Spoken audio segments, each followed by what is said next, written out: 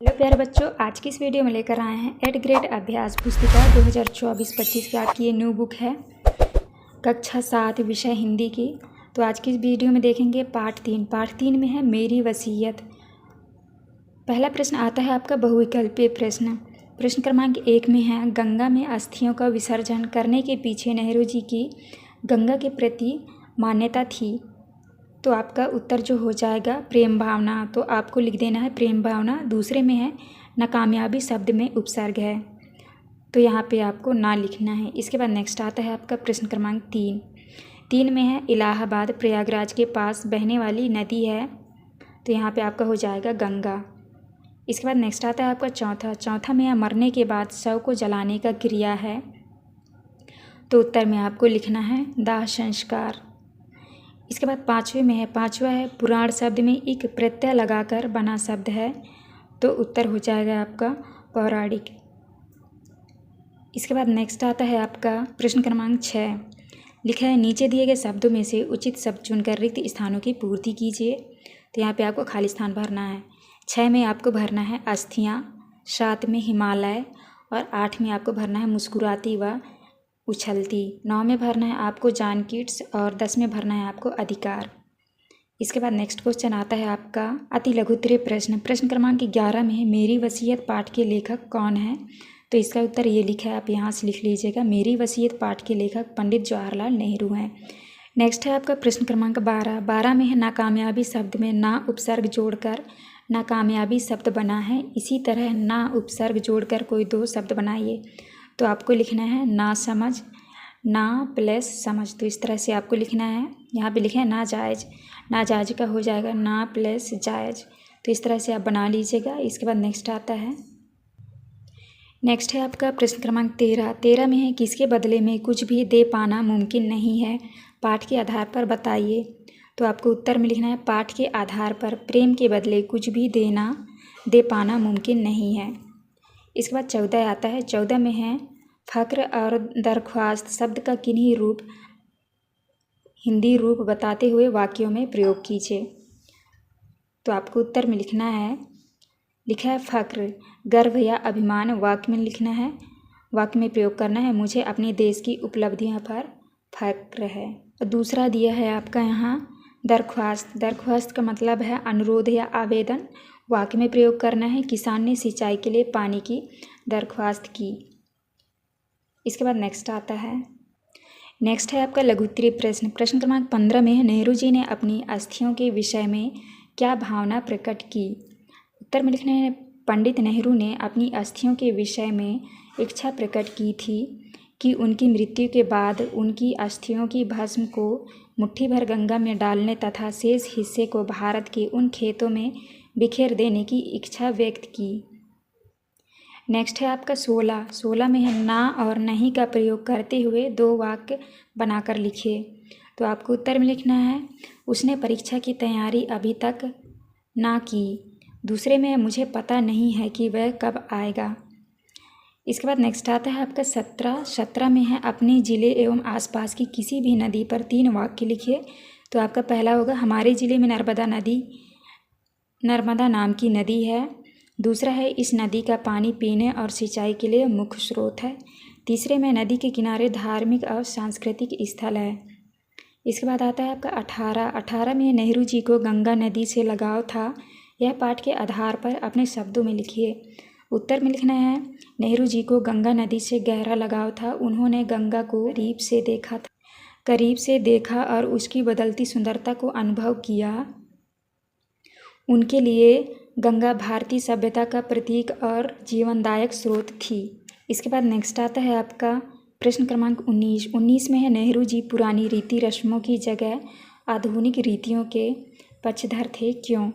उत्तर में लिखना है नेहरू जी पुरानी रीति रस्मों की जगह आधुनिक रीतियों के पक्षधर थे क्योंकि वह चाहते हैं कि भारत के लोग इन रीति रस्मों की जंजीरों को तोड़कर बाहर निकल जाएं, क्योंकि यह रस्में हमारे देश भारत को आगे बढ़ने से रोकती है। तो इस तरह से आपको 19 का उत्तर करना था। इसके बाद आता है आपका 20 में किन्हीं 2 महापुरुष के चित्र चश्मा कर उनके बारे में 5-5 वाक्य लिखिए। तो आपको यहाँ महात्मा गांधी के बारे में लिखा है, देख लीजिएगा। पहला, महात्मा गांधी ने अहिंसा का मार्ग अपनाया। दूसरा है उन्होंने सत्याग्रह की नीति अपनाई। तीसरे में है गांधी जी ने खादी को बढ़ावा दिया। चौथा है उनका जीवन सादगी भरा था। पाँचवें में उन्होंने स्वतंत्रता संग्राम का नेतृत्व किया। और यहाँ पे लिखा है पंडित जवाहरलाल नेहरू के बारे में। तो पहला है जवाहरलाल नेहरू भारत के पहले प्रधानमंत्री थे। उन्हें बच्चे से बहुत प्रेम था। नेहरू जी ने आधुनिक भारत की नींव रखी। चौथे में है उन्होंने पंचवर्षीय योजनाओं की शुरुआत की। पाँचवें में नेहरू जी को चाचा नेहरू के नाम से जाना जाता है। तो इस तरह से आपको कर लेना है। इसके बाद आता है आपका पाठ 4। पाठ 4 में है 2 कविताएं। पहला प्रश्न आता है आपका धीम धीम धा धमक धमक पंक्ति में अलंकार है, तो आपका उत्तर हो जाएगा अनुप्रास अलंकार। दूसरे में है फूले कदम, कविता में कवि का मन किसे छूना चाहता है, तो उत्तर हो जाएगा आपका कदम को। इसके बाद नेक्स्ट आता है आपका तीसरा में है मेघ बजे शब्द से आशय है, तो आपको उत्तर में लिखना है बादल गरजे। इसके बाद आता है आपका चौथा में है कदम के फूल के आकार की समानता है, तो आपको उत्तर में लिखना है गेंद से। 5 में है उपसर्ग के प्रयोग से बना शब्द है, तो आपको उत्तर में लिखना है डी नंबर अभिनंदन। इसके बाद नेक्स्ट आता है आपका रिक्त स्थानों वाले क्वेश्चन। प्रश्न क्रमांक 6 में जो है आपको भरना है मेघ बजे कविता में वर्षा ऋतु का वर्णन है। यहाँ पे आपको श्रवण भरना है, यहाँ पे आपको किसान, यहाँ पे आपको दहाड़ भरना है और 10 में आपको लालची। तो इस तरह आप भर लीजिएगा। इसके बाद नेक्स्ट आता है आपका 11 दादुर का कंठ खुला से क्या आशय है, तो आपको उत्तर में लिखना है दादुर का कंठ खुला से कवि का आशय है कि बादलों के बरसने से प्रसन्न मेढक टर टर कर गाने लगे। इसके बाद नेक्स्ट आता है आपका 12 में है मेघ बजे कविता में किस ऋतु का वर्णन किया गया है, उत्तर में लिखना होगा मेघ बजे कविता में वर्षा ऋतु का वर्णन किया गया है। इसके बाद 13 आता है 13 में है मेघ बजे और फूले कदम कविताओं के रचयिता कौन है, उत्तर में लिखना है मेघ बजे और फूले कदम कविताओं के रचयिता नागार्जुन है। इसके बाद नेक्स्ट आता है आपका 14 में है दामिनी शब्द का एक पर्यायवाची शब्द वाक्य में प्रयोग कीजिए, उत्तर है दामिनी का पर्यायवाची विद्युत है। प्रयोग करना है विद्युत उपकरणों को पानी से बचाकर रखना चाहिए। नेक्स्ट आता है आपका लघुत्तरीय प्रश्न। प्रश्न क्रमांक 15 में है 2 कविताएं पाठ से तुक वाले शब्दों का प्रयोग हुआ है। ऐसे तुक वाले शब्दों को खोजकर लिखिए, किसी एक शब्द का वाक्य में प्रयोग कीजिए। उत्तर में लिखना है चंदन नंदन, बरस तरस, चमक धमक, रीता बीता वाक्य में प्रयोग करना है। जब पिताजी को उनके बेटे विवेक ने परीक्षा में फेल होने की खबर सुनाई तब पिताजी उस पर बरस पड़े। इसके बाद नेक्स्ट आता है आपका 16 में है पंख बना हरिचंदन पंक्ति का भावार्थ लिखिए। तो आपको लिखना है पंख बना हरिचंदन से आशय वर्षा के कारण उत्पन्न हुई धरती की कीचड़ भी हरिचंदन के समान हो गई है।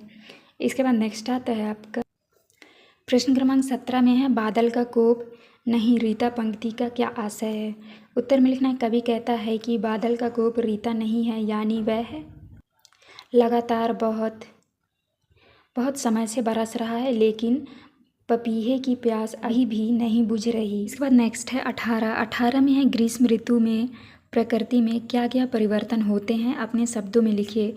उत्तर में लिखना है ग्रीष्म ऋतु में धरती सूख जाती है, हरियाली खत्म हो जाती है, जल की कमी होती है और गर्मी का अनुभव होता है।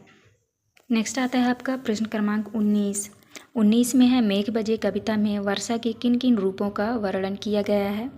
आपको उत्तर में लिखना है मेघ बजे कविता में वर्षा के कई रूपों का वर्णन किया गया है। कवि ने मेघों के आगमन से धरती का हृदय धड़कने और पेड़ पौधों के झूमने का वर्णन किया है। इन विवरणों के माध्यम से वर्षा के प्रभाव और सौंदर्य को दर्शाया गया है।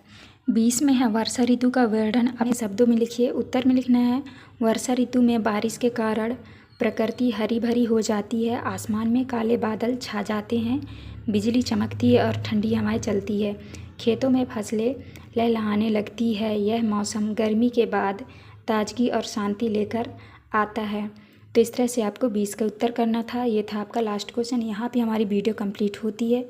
वीडियो अच्छी लगी तो प्लीज़ हमारे चैनल को लाइक एंड सब्सक्राइब करिएगा। मिलते हैं हम नेक्स्ट वीडियो।